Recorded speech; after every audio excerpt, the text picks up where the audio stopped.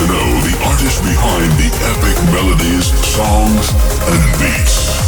Celebrating the best new music from around the world. This is the A State of Trance podcast. Hello, my name is Ruben Ronde and welcome to a new A State of Trance podcast with in the studio someone that just released an album, Footprints. He flew in all the way from the UK just to be here. He just played his set in the club for A State of Trance and now he's here behind the mic to answer some questions. Oliver Smith. Hey, nice to be here. How are you doing, man? Good. How was the club setting for you to play your set in there? It was awesome. Nice to just have an hour to play some music on a nice little setup. It's a nice little setup. Yeah. Do you think what is harder, to play in front of 10,000 people or to know people just some cameras? The cameras. The camera's harder, right? Absolutely. You're not getting anything. All right, so I wrote down some dates, some important things in your career. So I hope I got everything right. And first, before we get to that point where we start to talk about your career, I have a quick fire for you. So some random questions, and I hope you can answer them. All right. Day or night studio sessions? Day. Analog synths or digital? Both. Most overused plugin that you used on Footprints? FabFilter Pro Q. Good answer, definitely. Coffee, tea, or anything else while producing? Tea mainly. Yeah? All right. I like that. Finish this sentence. A track isn't done until? The deadline. And what is the deadline? Oh, no, we'll get to that later. The weirdest sound that you used on Footprints, that you sampled or created? I think it's Love Is a Feeling has a car engine revving up. Okay. That's a good one. Your go-to snack during long studio hours? Don't really snack that much, but maybe like some biscuits. Okay, nice. A preset that you are embarrassed to love on your synths? Embarrassed to love? Yeah. Like a weird sound. You know that preset on Silent when you load it up? The really sound? The terrible, it's like a horrible acid sound that nobody could ever use. Yeah. But every time I load it up and I play it, and I'm like, I smile at it. Just because it's funny. A track you would play on a 3 a.m. road trip? Maybe like Orbital Halcyon. Ooh. Yeah, that's a good one. A track you'd save for a sunrise festival set? How about something from like Lane 8 or, something a bit chill. Something chill, yeah. Your favorite gig location that you ever played? Oh, that's tough. I think probably the Gorge. Yeah, the Gorge in Washington State. Fair enough. That's a good one. All right. Thank you for answering those. We get to the next part. All right. I know that you have a long history already with releasing music. So let's get to the very first beginning. First of all, how did you start out making music, or what made you fall in love with music that you were like, okay, I want to do something with this? Well, when I was a kid, there was a lot of kind of dance music on TV. Mm-hmm. And I just was always interested in like computers and technology and synthesizers and stuff. Mm-hmm. So every Christmas and birthday, I was, nagging my parents to buy me, some new thing for making music. Yeah. I just always wanted to do it since I was like 12. So you always had the itch of making music. Yeah. But then you started out a band, Les Voleurs. Yes, yeah. Beautiful French name for the Steelers, the Samplers, I guess. That was when you were 17, correct? Something Around like that? About that, in your teenage kind of high school time, yeah. So that was a band kind of setting, but you ended up being a dance music producer. So what made you fall in love with dance music rather than being part of some electro kind of... well, that band was actually, like you say, quite a lot of samples and quite a lot of... Orbital inspired? Well, not that one. That one was more kind of trip hop and chill out kind of beats, my mate Will was on the decks doing kind of scratching and finding samples and helping with producing. Yeah. And then we had, my mate Albert doing bass, live bass. So it's quite kind of funky, but sort of electronic still. Yeah. But still, you made the decision of going on a different route. What made you decide to go to that genre rather than continuing doing that? I was always interested in house and trance and techno, and it's kind of where those things meet that interests me quite a lot. I would say I'm not like just pure trance or just pure, one sound. So yeah, that kind of cross-pollination is always what was interesting me. Yeah.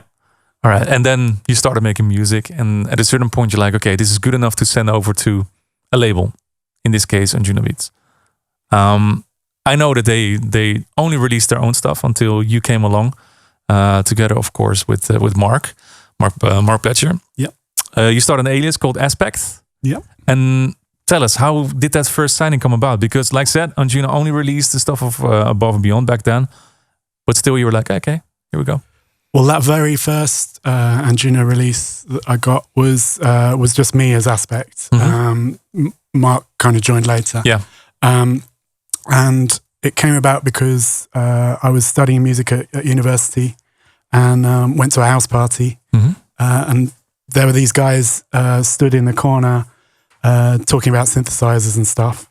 And I was like, hey, I know about that stuff. You're like, wait a minute, interesting to me. Yeah. And it was Jono and Pavo from Above and Beyond. Yeah. No one who knew who they were back then. They weren't anything at that time. They were just getting started. But not long after, they were remixing Madonna and all sorts of big artists and stuff. Yeah. Yeah, that's awesome. Yeah. I had some the guys from the Space Brothers were here in the studio also, and I talked with them just like I'm talking to you right now. And they were bringing up a memory with Above and Beyond that they just remixed. I think it was Chakra. Yep, Chakra was one of the first. Yeah. And they took the credit that they played the first Above and Beyond remix ever in a club because they had a acetate vinyl. And they were saying that I think it was Jono was on the dance floor, and so they played the first Above and Beyond track ever on the dance floor while Jono was there. It's like, okay, that's a good story. So you have a kind of a similar history also, that it goes so far back that you guys were just discussing synths on a dance floor together. Yeah. And and tell us, how did it go with the Aspect? Then you were doing that already. You were making music already, and I was making music, and I met the guys, and I said, why don't I make you a record? Like prior to that, I'd been releasing the Label Earth stuff and some drum and bass stuff. Yeah. But I'd always been making kind of house and techno and trance influenced stuff as well. Yeah. That wasn't unusual to me. So I just put some tracks together, and they were like, yeah, cool, let's put it out. Yeah. And here we are. Easy as that. Yeah, because I see a lot of your interviews that it was kind of a pivotal moment also for Anjuna Beats, because that was the decision that they were like, okay, we're going to release anything also other than Above and Beyond stuff. And it's nice to see that you're still with them, of course. You already mentioned it, that Mark was a big part of your career as well. And he joined in 2005 that Mark Pletcher joined in on Aspect on releasing Hijack, and one of the first releases on Anjuna Deep.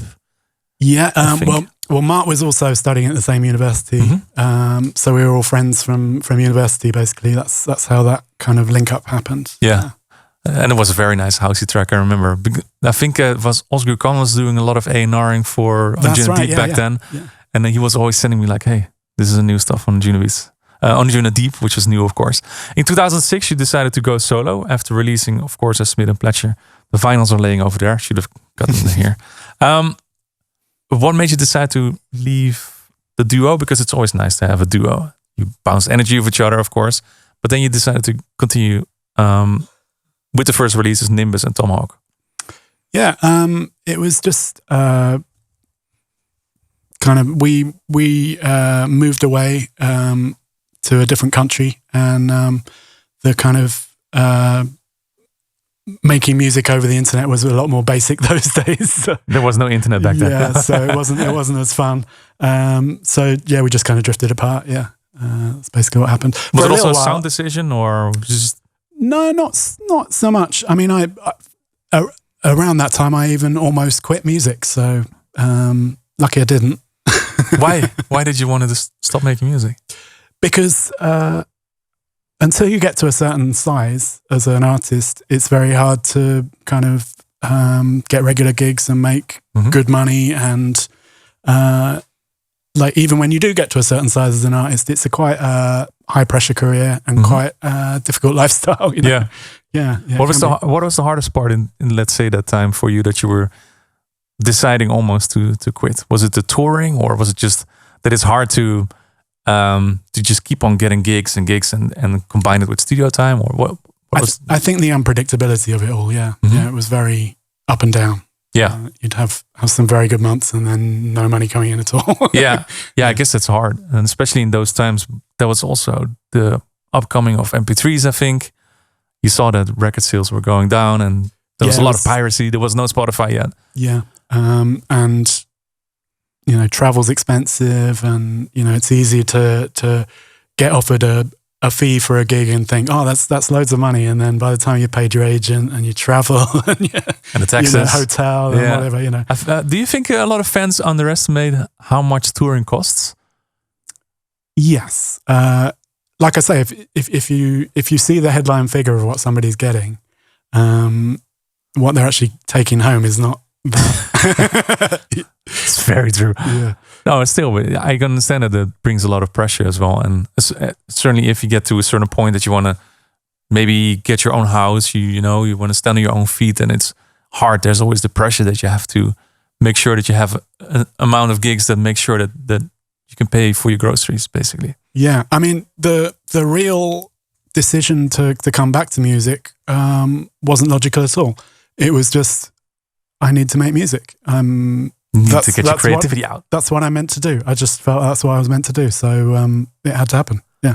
That's when you decided to go solo and started to release music again. Yeah, I just came back to it and decided let's go for it. I'm glad you did. Yeah. 100%. Now, the first link that comes up with you with Andrew Beyer, your bromance, I would say, is in 2008 when you remixed Meet Me in Montauk. Do you still remember that was being set up? Of course, Andrew was part of Signal Runners with Ellen Nimmo, if I'm correct. Yeah, I think so. Tell us about it. How did it come about? Do you still remember this? Yeah, I do. Yeah, I can't quite remember how it came about exactly. I think it just came through the label. But I've been friends with Beyer for a long time because he's done a lot of work with Above and Beyond, and he's always been a big part of the kind of Anjuna community family. So yeah. But I remember him being pretty pleased with that remix, and kind of we sort of realized we have a lot in common musically. Yeah. And that was also when your personal connection started, or did you already know him before that? I'd have to check the timeline. I'm not sure. It's a long time ago. Yeah. It's 2008. Yeah. And in 2010 you did it again, because then you remixed These Shoulders, of course. Yeah. In 2011 you remixed another Andrew Beyer track, From the Earth. Mm-hmm.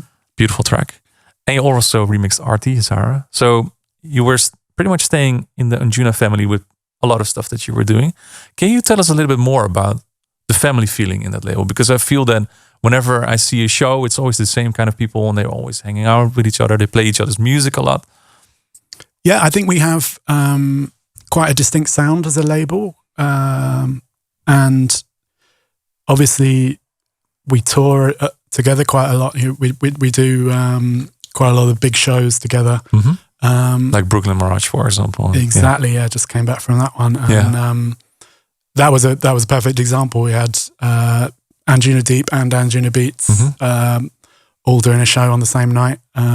It was intended to all be in one venue, but it wasn't in the end. Something happened with the venue, unfortunately. But yeah, everyone still came and hung out at each other's shows, and we're just all kind of friends and have it's kind of a good vibe, I think people aren't too kind of egotistical or trying to one up each other in that way, but we're all kind of supportive of each other, and it's nice. Yeah, and I can imagine, because I know a lot of producers are trying to get into that circle, because everybody's looking up to Anjuna Beats. Wow, I want to be part of this family that you were just explaining as well. Throughout the years that you've been part of this family, you've probably saw a lot of people coming and going as well. For you, but this is one of the hardest things. How do you maintain the level that you are, also within the family, that you just keep on going where you are? The consistency. You always have to keep reinventing yourself, because if you just carry on doing exactly the same sound, where do you go with that? You know, there's a dead end. Yeah. And also as an artist, you're going to get bored. You're going to get lazy, you know. Mm-hmm. So I think that's one of the cool things about Anjuna is, you know, if you listen back to the 138 old school stuff, it's quite different to what we have now. Very, yeah. But there is still the same heart in there, you know, the same kind of emotions, soul. Yeah, it's still very melodic, still very emotional. Yeah. So there's a thread there, but it's evolved quite a lot. Yeah. And talking about evolvement, because in 2013 you took I guess I would say a new step. You invented the Merrimack. Yeah, that's right. Which is I don't know, how would you describe that? Was it something that was born because you were bored with what you were doing, or you had enough time on your hands, or what happened? That was just an itch I needed to scratch, really. Yeah. It's kind of because it's on Anjuna Deep, so that was, you know, a slower tempo, something interesting to do. But I wanted to have my own spin on that and not just be doing the same as everyone else. So I drew in a lot of kind of garage influences, UK garage stuff, and kind of almost a drum and bass sample aesthetic as well. And that was kind of what interested me in doing that project. Yeah. It was what made you decide fresh. to set up a new alias for that rather than to continue Oliver Smith? And because it's pretty too far different. away. Yeah. I felt like it was too far, and also I feel like nowadays everyone does everything under one name because they're worried about their DJ profile and they're worried about their career status and whatever. But in previous years, people would have millions of aliases, particularly if they had a different sound or something. So, but I think in that case, it actually was warranted to have a different alias. Yeah. Makes a lot of sense. You did a few EPs under that name. Feeling Maybe FWD Forward 2013, Only You EP in 2014, Know Me EP in 2015. You even did remixes for Cascade, Thomas Sarch and Jason Ross. In 2018, I think that was the last time that you used the alias, remixing your own single Lovingly. Yeah. What There's a story about that one. Track. Yeah. I've told this before somewhere probably, but the original mix of Lovingly is the Merrimack remix. Okay, all right. That was the original intention of that track. Was really? That. Yeah. And I sent it to the guys at Anjuna Deep, and they were like, "Yeah, it's nice, but it's not quite right for us, you know." Like, wait a minute. Are you deaf? No. Well, Gareth at Anjuna Beats was like, "Hold on a minute. Wait a minute. We're not letting this get away." Yeah. He saw the magic in it, so we flipped it and made the trance remix be the original. The Merrimack remix was the remix. That's amazing. Yeah, I think that was also one of the very first full-on vocal tracks that you did as well, because you were always more focused on the melody sides of things. Yeah, most of my early career was instrumental stuff. Yeah. So it was nice to have an actual, you know, real life vocal. I did a lot of work with vocals on remixes and stuff. Yeah. So But big it's not shout the out. same. No. It's a big shout out to Garrett for making sure that one didn't get lost. Yes. That was made a lot of people happy. That track. Yeah. Now 2018 was also a very pivotal moment for you, also because I would say it's not your first album, but sort of the worldwide. It's true. Yeah. Worldwide. I think I had like 8 productions on there or something with remixes and originals. So, yeah, I was getting on for an album. Because when I saw Footprints coming by, you saying that it was your first album, I was like, was it really? And then, it was a worldwide compilation. That's true. Yeah, worldwide, it felt a bit like an album. Felt like an album, yeah. At the time, yeah. So tell us, how did that come about? And how much work and effort did you put in there? And first of all, how do you put an album like that together, or compilation? Well, the guys at Anjuna obviously had a large kind of list of tracks that they were lining up to release. And you were stuff. like, that's too easy. It was quite a lot of stuff to choose from. So I had quite a good choice in the direction that it took. Yeah. And then, the too easy part was, no, I don't want to just use them as they are. Yeah. I'm going to remix them so I can make this, mix flow perfectly, and so that we can get something special out of every track. Yeah. That's why people also saw it as a sort of an album rather than just a compilation. Yeah. Are you considering doing that again in the future? Because I can imagine that it's such a massive project to do something like that.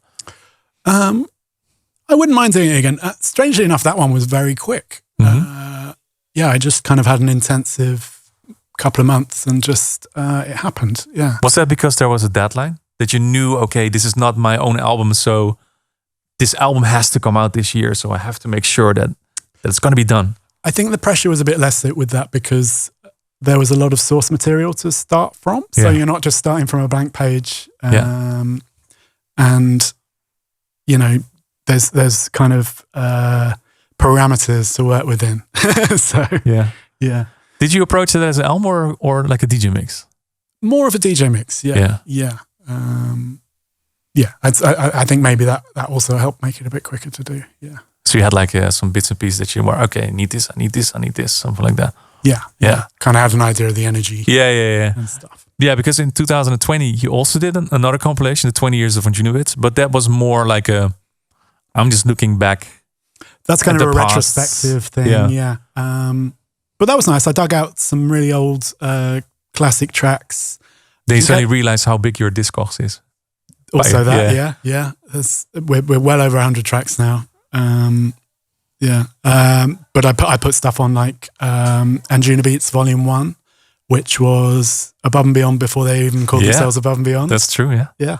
So it's amazing to see where we've come from and where we're going to. Amazing, and now we're on 25 years as well.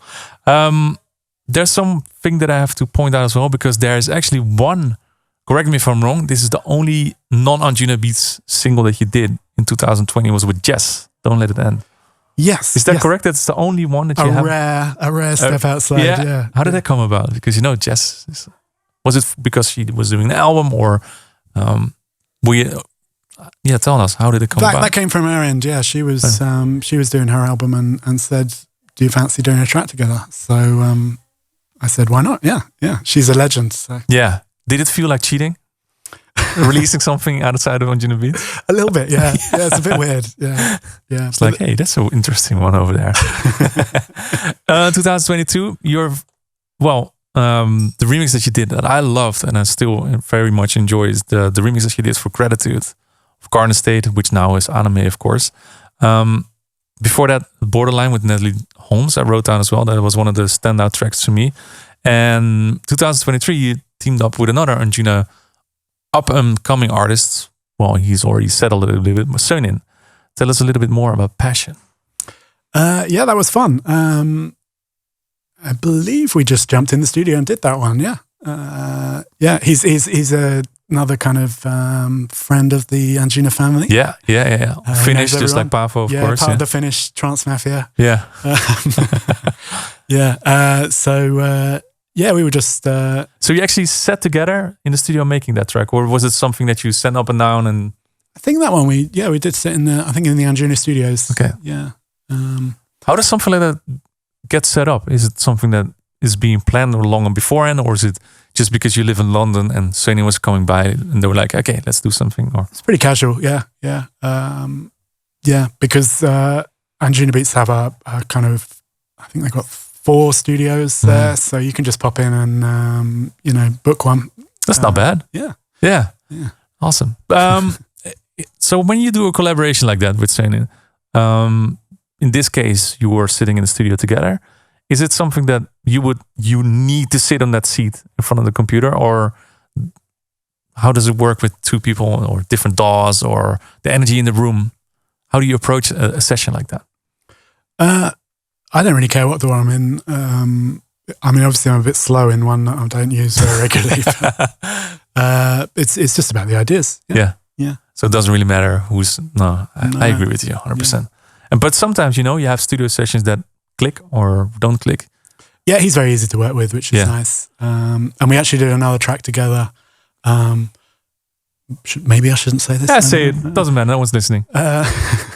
It just came out on Flashover. called Hold Me. Yeah. But my name's not actually on it. No way. Because the album was coming out, so we didn't want to. We didn't want to have too many things flying around. I love that one. That's such a cool track. Yeah, that's actually our second collab, really. Yeah.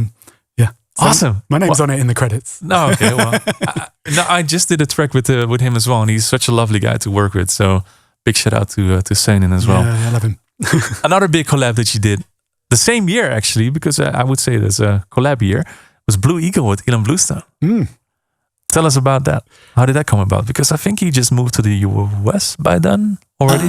No, was he still in the UK? I think we snuck that one in before he left. Yeah. I think I went out to his house. Yes, we did. Yeah, I went out to his house in the kind of London suburbs at the time. Okay. And we woke all the neighbours up with a very loud kick drum. Yeah. Tell us about the track title, because when I saw it, I was like, Blue Eagle. Normally there's like, okay, I can link this to some place or maybe, like a situation, but Blue Eagle doesn't make sense at all. Yes, it is quite random. If you listen through the track, at a certain point, there's a kind of bird squawking kind of sound. Yeah. That was the Blue Eagle. A Blue Eagle. Well, there you go. That explains everything. Bluestone's Eagle,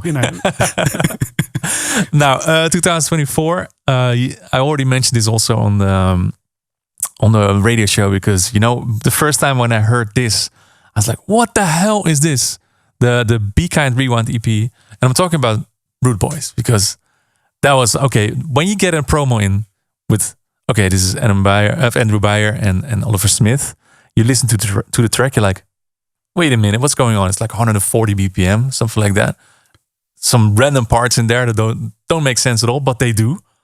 Tell us about that. How did we broke the mold with that one? Yeah, yeah, yeah. Literally, just another one. Yeah, went in the studio, had some fun. Yeah, and that one literally was us having fun. We didn't really make some big plan or just having fun jamming. Yeah, it was just like, oh, that's a really cool bass noise. Let's do that, and what if we put like 4 tracks in one, stick them all together, and somehow make it work. But as you mentioned, the Merrimack stuff is very far away from your sound, but this is also kind of far away from what you normally do as well. In a way, spiritually, Merrimack is almost looping back to Rude Boys, because again, it's the garagey swing, it's the big bass line, it's just a lot faster, just in the faster sort of trancier vibe version of that. Yeah. Did you hesitate when sending it over to Anjuna? Like, hey guys, this is a little bit different, but give it your ears. Yeah. I'm not going to lie. I had for a minute, I thought it wasn't going to come out. Yeah. You're like, this is too quirky, because it took a little while for people to kind of catch up with it. But we kind of got it over the line, and I think there is a certain magic to that track, particularly Rude Boys, that just is energy, in a positivity. Yeah, as well. How did the fans react to it?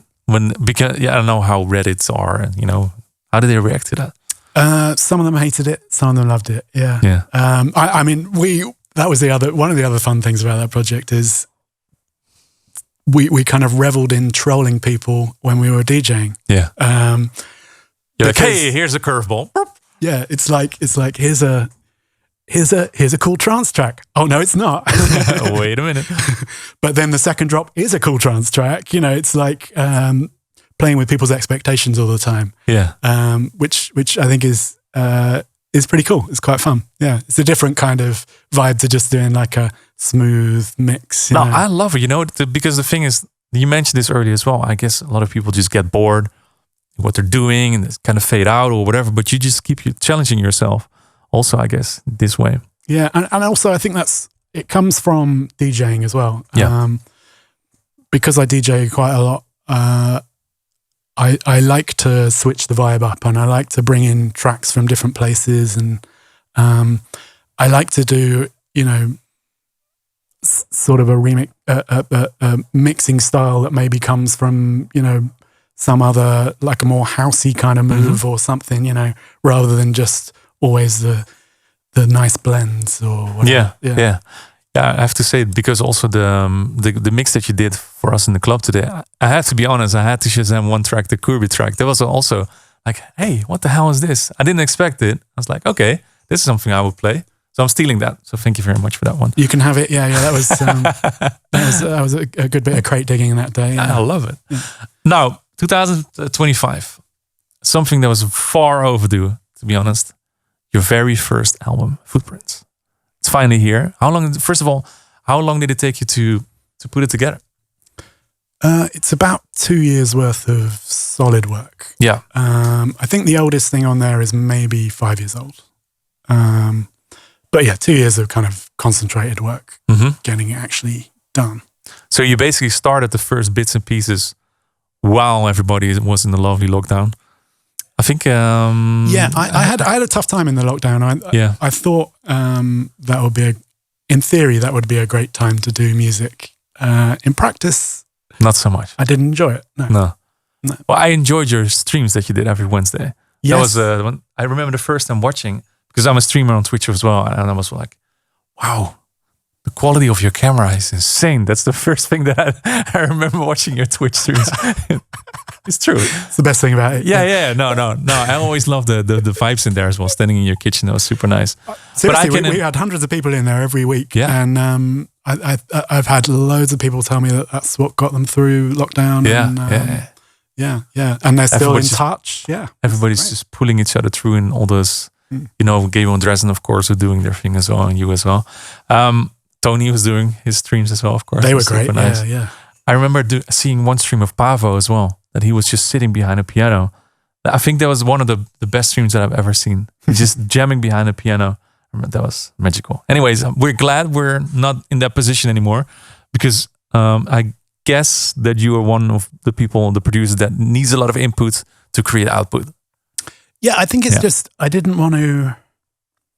Also, it felt like if there's no shows, there's no way of what's the point? Yeah. There's no way of sharing it with people properly. And also, you want to do the shows so that you can travel the world and take in new influences and test things out. And just without that feedback loop, it didn't work for me. Yeah, you couldn't leave footprints. Yeah. That's what it is. Nicely done. Yeah. Ding, ding. Yeah, so Footprints is the album title. You already explained it a little bit on the radio show as well. But explain a little bit more, like, why did you choose to name your album Footprints? It's basically, it was a long journey to get to the album. I was thinking about kind of my legacy behind me of all the tracks that haven't been used on the album that I started. But it's, that trail of Footprints leads up to this point now where we've got a full, album. Yeah. Finally, my debut album. Yeah. I have had a lot of discussions here on the podcast as well with artists that some of them are saying, no, I'm never going to do an album because, it doesn't make sense, because you throw up 15 tracks into the air, people listen to 2 or 3 tracks and the rest just sits there and not being listened to. Was that the reason, or what was the reason why it took you so long to put together an album? Or because I know Anjuna does a lot of pushing of albums, so yeah, they like an album. It's good to have kind of a concentrated period of releases and to be able to come do things like this,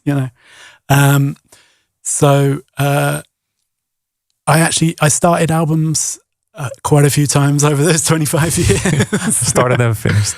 And, some of them came out as singles. Some of them I changed direction, So it was a matter of just lining up the right timing and the right the right set of tracks, yeah. How did you describe your creative process, putting together an album? Did you have like a mood board or whatever? Did you have to fill in pieces or? I did. I made like a massive playlist of influences and ambitions. And to be honest, I'm not sure it helped. Because I spent quite a bit of time kind of overthinking things a little bit. In the end, the stuff that made it was pretty much me just feeling it out and instinctively doing the right thing with each track. And at a certain point, you were like, "It's done." Yeah, pretty much. Is that a back and forth with your A&R manager, or is it something that you decide yourself? Yeah, there was a back and forth, but I was pretty self-sufficient in terms of deciding what was and wasn't good enough, and what was still needed and things. Yeah, they didn't really. I mean, obviously, it's good to have second opinions from people who know what they're talking about. But, but in the end, you decide yourself. I didn't need a lot of direction. You're like, okay, exactly. I've done this so many years. Yeah, keep your feedback for yourself. Or kind of, maybe. How many tracks did you actually create for the album? Because I think it was 12 tracks that made it to the end. But how many tracks did you actually create for the album? I mean, basic ideas that didn't get very far. We're talking at least 50, ideas that nearly got produced up to kind of almost record standard, 25, say. And then, the 12 is the final lot. So it's a lot of work. Is it also something that you decided yourself? Like, these are not good enough, or these don't fit the mood board that I created? Or how do you come up to with the last decision which track are going to make it? Well, it's difficult because you kind of want to have so many boxes ticked with album tracks. It's kind of a journey. It's got to have variety. It's got to be sort of some that you can use as a single. All these different things that you got to hit. So it was just about getting that right combination. And some of them we had amazing songs, but the lyrics were just completely wrong. Yeah. One of the tracks I did with Benjamin Roostang, fairly near to the kind of finish line, he was rewriting the lyrics. He was like, I'm not feeling it, sorry. Well, this one was actually, was my A&R man, Gareth, he pulled out that demo from the dark recesses of a hard drive somewhere. And he said, you have to do something with this. Yeah. And I said, well, I've kind of given up on it, but I'll have a go. So I came back to it, and I ended up chopping up various different vocal demos that we'd done, and assembling a song out of complete nonsense. Like the words weren't there, it was like just a recipe for spaghetti. Yeah, it was. We'd done some sessions. Me and Benjamin had done some sessions and recorded various random ideas. But I managed to assemble something out of all those, and then he wrote it into a proper song. So you created sort of structure out of nonsense lyrics, I would say, and then you created something new out of it. Yeah. Interesting way. Yeah. Not very, how do you say it? Efficient. No. I mean, it's about the result. That's the polar opposite of Rely on Me, which was literally me and Taylor sat in the studio for one afternoon and we came up with it. That was it. That's the way to do it, I guess. Yeah. If it works, it works. It doesn't matter. Is it something that you're going to do in the future as well? That you ask Garrett, like, hey, do you have some more random demos that are just sitting there, and just throw it to me and I'll do something with it? Yeah, I mean, sometimes it starts from a vocal, sometimes it starts from an instrumental. Sometimes you go in the studio with the singer and do it. Yeah. Yeah. What's your preference? I think they all have merit. There's no right way, it's creativity at the end of the day. Yeah. That's true. I think studio sessions sometimes, that you create that you see something creating in front of you. That's something magical as well. That you sit there with a writer, or sometimes it just doesn't work at all. Or you walk out of a full day of making music and you're like, okay, this was shit. Let's bin this. But sometimes it's magic. Or you walk out of there and you go, that was great stuff, but it's just not useful for my release. That's true. Whoops. Thank you, but thank you. Yeah. One last question I had to ask you, because I saw the interview that you did for Arjuna, is that actually some of the songs that are on the album, you didn't play them out to an audience. Most of them I didn't before the release. Yeah. How do you do that? Because you didn't see any feedback, or why did you decide to do that? I know that kind of after what I was saying about the pandemic stuff and not having the feedback, I think because I was working with the A&R guys and stuff, I felt like I had enough of a sounding board through that. Yeah. And I wanted to keep it all fresh for, when I'm touring it this year. Yeah. This whole year. Yeah. So, there's only so many ways you can play a track in a set. Yeah. It needs to fit right in the in the story and the key and So I just wanted to keep it fresh for me and for everyone else. Do you ever get bored of your own DJ sets? No. Most of them I don't plan. No. It's only like a rare, big festival or something where I have to squeeze into an hour and make sure I hit certain songs or something like that I'll plan. That you won't go on forum boards afterwards like, why didn't he play that track? Well, you can't please everyone. Yeah, that's true. That's true. And it's impossible to do as well. Yeah. Now, we have some more random questions that I have to ask you. Did you ever have anything during a set that your USB, for example, didn't read? Or do you recall any panics in the DJ booth? I had one good time, I think it was in Toronto, and my DJ agent at the time came down to the show, and it was quite rare that he'd come to my shows. He didn't come to that many of them. And he came down, and I think about the 4th track in or something, the emergency loop comes up on the CDJs, which means you've got, and this was the old CDJs. Yeah. So it was, you had 1 bar of music. That's and it was always a little bit out of sync. Yeah, like 3 seconds of music or something. Yeah. And I was quite proud of myself that night, actually. I managed to go and find the second USB stick, plug it in, load up a suitable track to go into next, did a really quite smooth mix out of it, managed to cover up the gap with some effects. And I was like, this is why you're my agent. This is it. I managed this well, this guys. This is the magic. Yeah. Oh man, I've had the same thing in, it's actually on YouTube, A State of Trance in Yekaterinburg in Russia a long time ago. I had the exact same thing that you were saying right now, but then standing in front of 15,000 people. Yeah. I have to say, you could see it on my face. It was long before, and that's what I learned on Twitch, that you deal with those kind of situations. But I was like, fuck, what do I do now? I had to pull in the USB and put it out again. And then, since that's the last time I used Link in my whole life, since then it's just four USBs. You don't use Link? No, not anymore. Never. Oh, I love Link. No, it's the worst. 9 times out, well, no, I'd say it's very rare that I actually have a problem with it these days. Yeah, because now the 3000 they download the track from so now it works okay. But I always have USBs. In the early days, it was quite sketchy. Yeah. There were times when you had to replug everything in and all this stuff, or they didn't even know how to plug it in the very early days. Yeah. They were like, we need another box. What? Where? How does? Yeah. Well, it happens.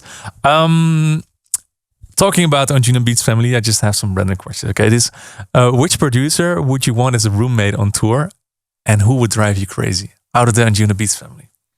Oh, that's a cheeky question. Yeah, I could make some enemies with this. Yes, that's the reason why we do it. Let's say roommate Andrew Bear, because we're good friends, or Jono from Above and Beyond. Yeah, we used to live in the same apartment, so that would be easy. So that's the easy part. Yeah. And now who would drive you crazy? Could also be positive crazy. Yeah, I think maybe Bluestone. I love him. Yeah, he's a legend, but he's so full of energy. He is. He's like the Duracell bunny. Yes, bouncing around everywhere. I love Elon. Yeah. He's amazing.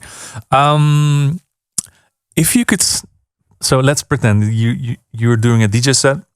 You play a lot of your own stuff, but if you could pick one non-dance track that you would play in your set, what would it be? Maybe something from Oliver Arnold's, or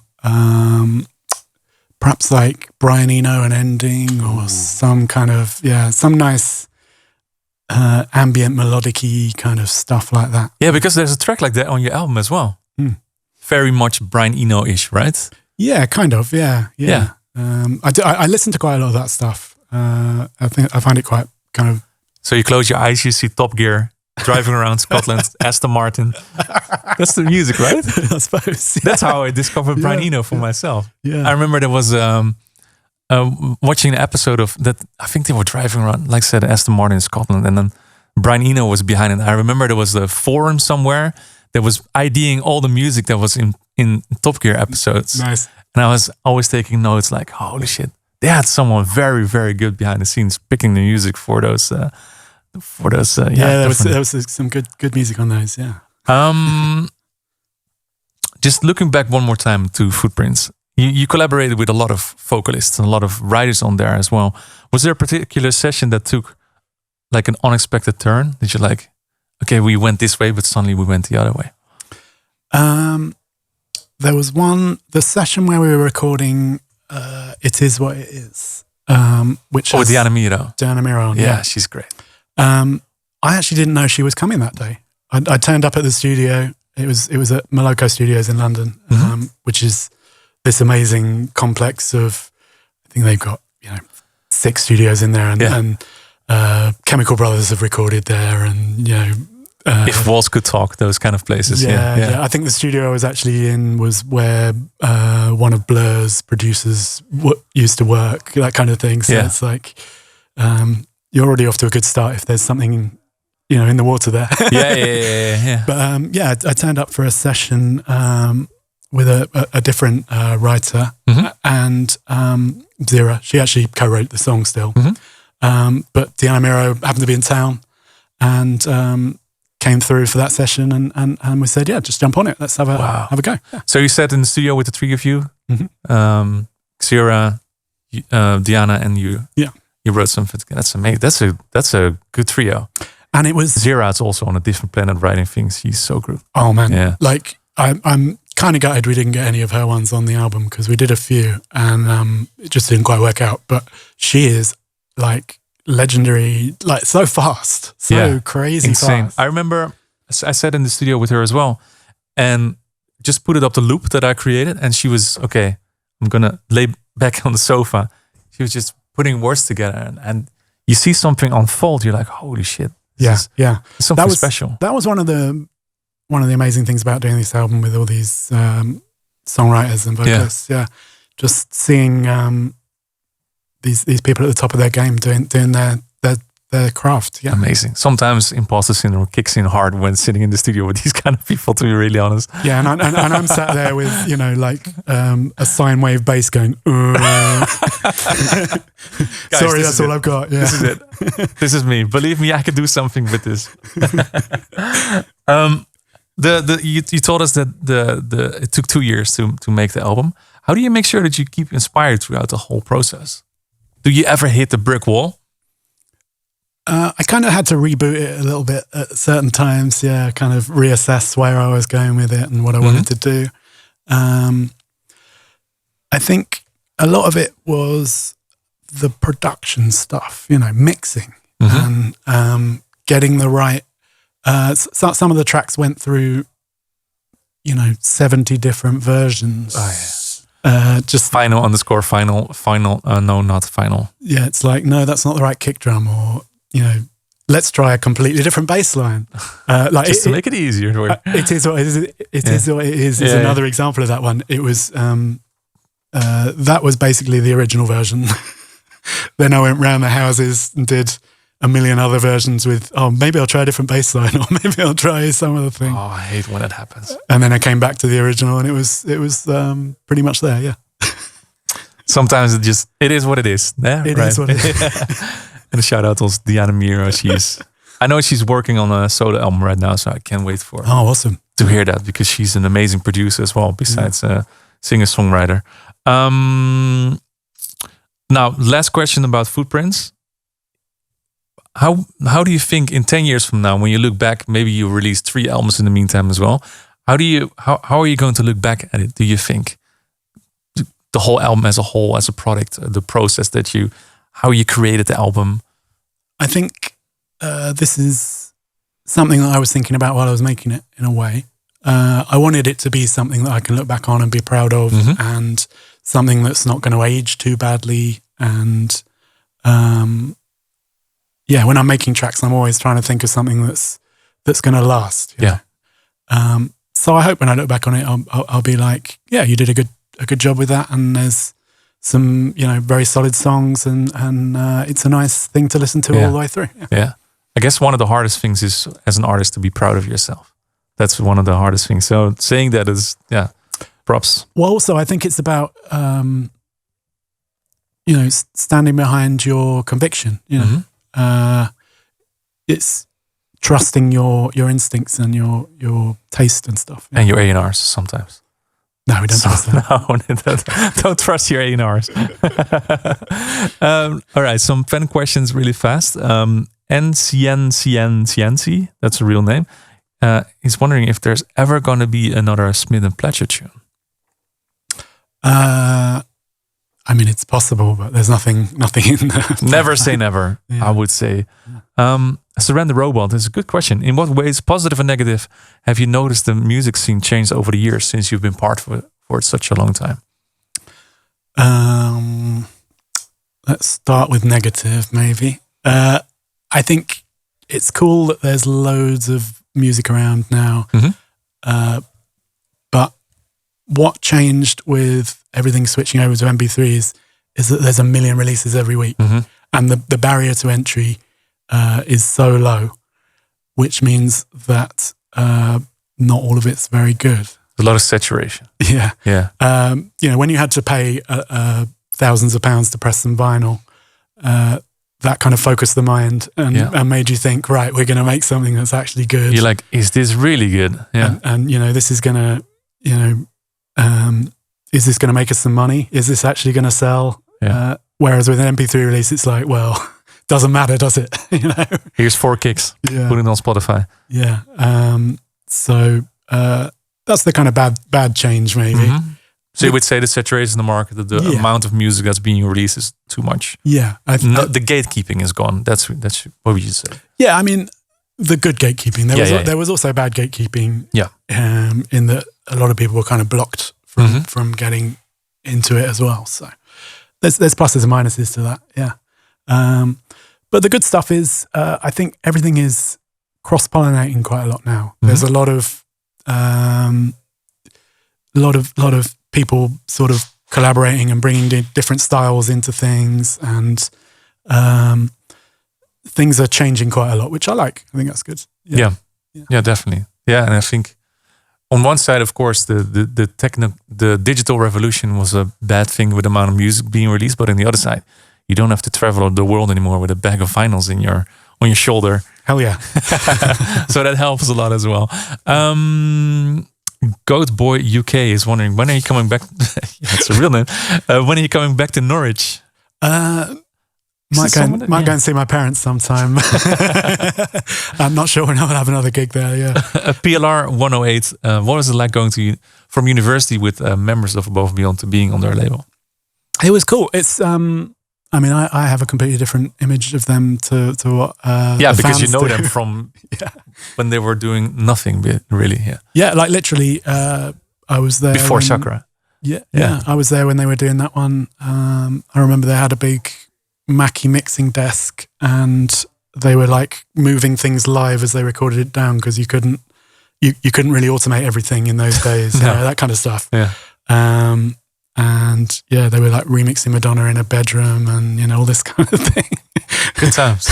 It was cool. I believe sometimes you guys have to make like a documentary about how everything came about. I don't know if it's in the works, maybe for 25 years, but yeah, I don't know. That would be because you guys have so much stories. Fun listen, fun watch. I would love to listen to that, to be honest. That's it. Thank you so much for answering all these questions. Do you have any last moments that you want to share with the rest of A State of Trance or the listeners to this podcast? Just want to say, go listen to my album. Hope you enjoy it. Footprints, it's out now on Anjuna Beats. Thank you so much, Oliver Smith, for coming by. And then let's not wait another 25 years before your album comes out and you'll be here in the studio again. Thank you. Sure. Thanks, man. Thank you. Thank you for tuning in. Check all previous episodes on YouTube or your favorite podcast portal.